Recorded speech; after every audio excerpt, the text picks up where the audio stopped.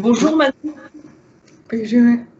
et grand merci d'avoir accepté d'être cette année encore ambassadrice de la Fête de l'Aviation.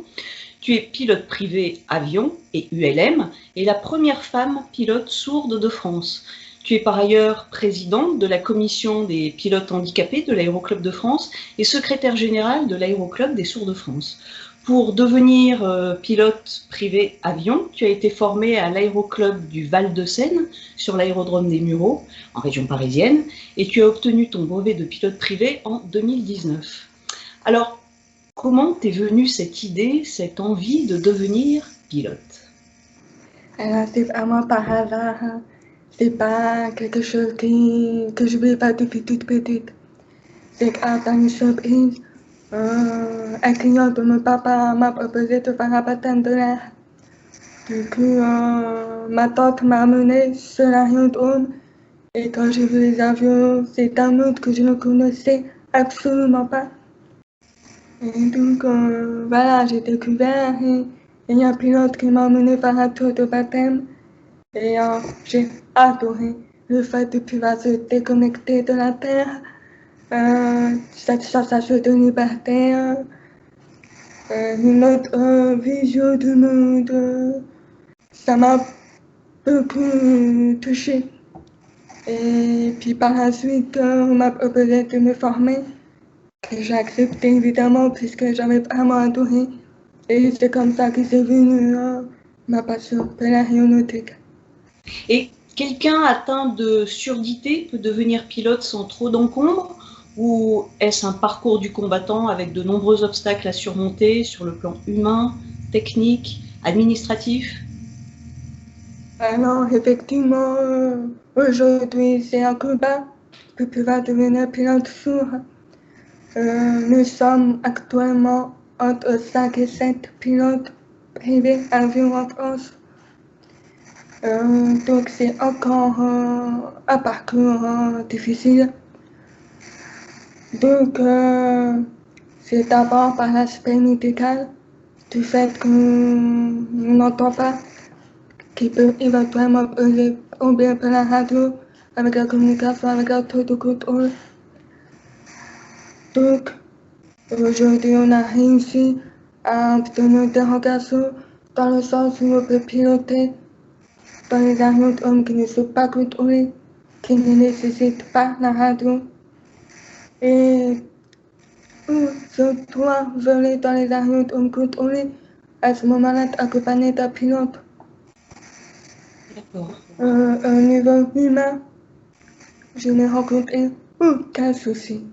Les pilotes qui sont bénévoles, la plupart du temps, les amis, ils sont tous ont été là pour moi, qui m'ont soutenu, qui se sont battus avec moi pour obtenir mon brevet. Et ça a été pareil pour les autres pilotes sourds. Donc, ça c'est vraiment très important. Et au niveau administratif, ça commence à aller mieux. C'est encore un combat, mais on va y arriver tous ensemble. Voilà. Donc en fait, tu peux voler seul. Enfin, vous pouvez voler seul lorsque donc on est atteint de surdité, lorsque le terrain n'est pas contrôlé. Tout à fait. Donc, si par exemple je prévois de décoller d'un aérodrome à un autre, alors je vais planifier mon vol en faisant attention à ne pas survoler les zones classées radio obligatoires. Du coup, je vais préparer le parcours en fonction. Et si j'ai envie de traverser les zones, je prévois d'être accompagné d'un pilote.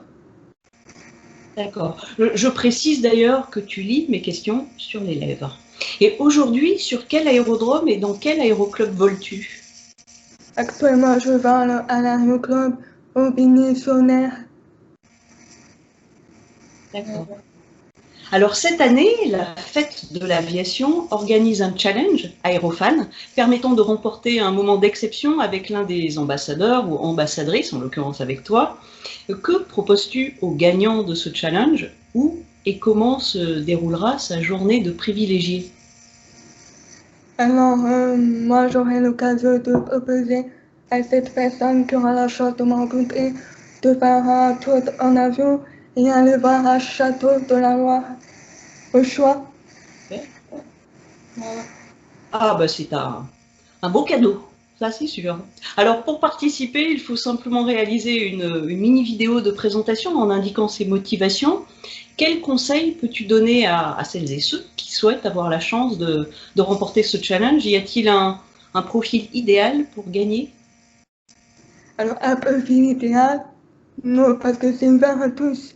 Par contre, une petite vidéo avec un sourire, la banane, avec le bonheur de me rencontrer et pourquoi pas un signe dans la vidéo en langue des signes Bonne qui idée. fait me montrer la motivation à vouloir me rencontrer et faire ce petit vol.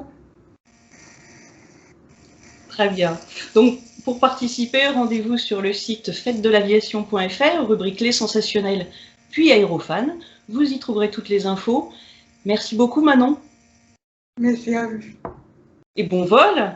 Et puis, bonne chance à tous, bien sûr, et rendez-vous pour la fête de l'aviation les 25, 26 et 27 septembre partout en France, et d'ici là, sur les réseaux sociaux. Alors, pendant la journée du 25, 26, 27 septembre, malheureusement, je ne serai pas présente puisque je serai engagée pour le tour de gosse. Bien sûr. Cependant, pour la journée de rencontre, un missionnaire pour le baptême de l'air, je peux prévoir un samedi du mois d'octobre. Suivant la météo, et on pourra s'arranger ensemble pour se rencontrer. Parfait. Super. Merci beaucoup, Manon. À très bientôt. À bientôt!